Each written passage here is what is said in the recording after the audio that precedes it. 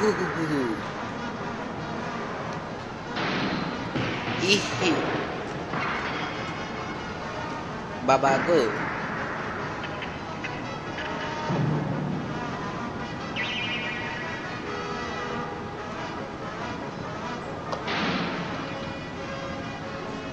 One two three four five six seven eight.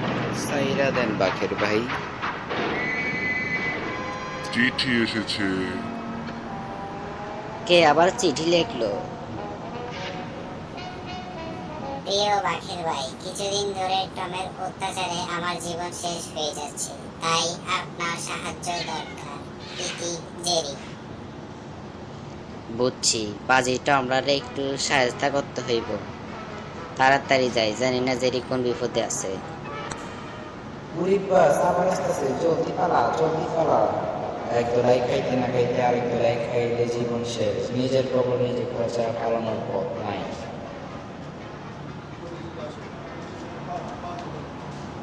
189। হ্যাঁ, 190। এই যন্ত্রণা আর সহ্য করা যাচ্ছে না। আমি আইসা পড়ছি জেরি, আর ভয় নাই। এবার টমরে বুঝামো কার খালাতো ভাইয়ের উপরে অত্যাচার করতেছে। মুখ খোল দুষ্ট বিড়াল। এই নে।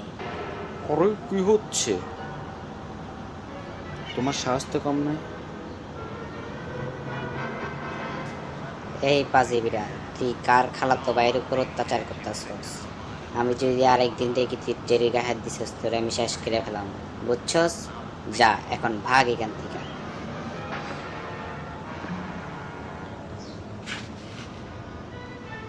আলসামের জন্য ব্যায়াম না করে বডি ফিটনেস নষ্ট হয়ে গেছে, এই জন্য পিচ্ছি দুধটার হাতে নাস্তানাবদ হতে হলো।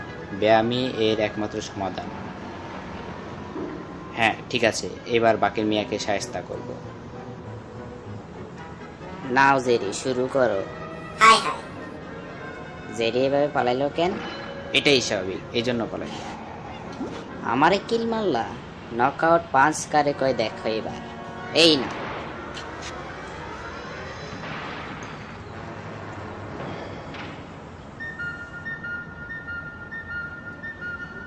বাঘের ভাই, এভাবে টমের বিছানা দখল করা ঠিক হয়নি। কখন কোন দিক দিয়ে আক্রমণ করে কে জানে।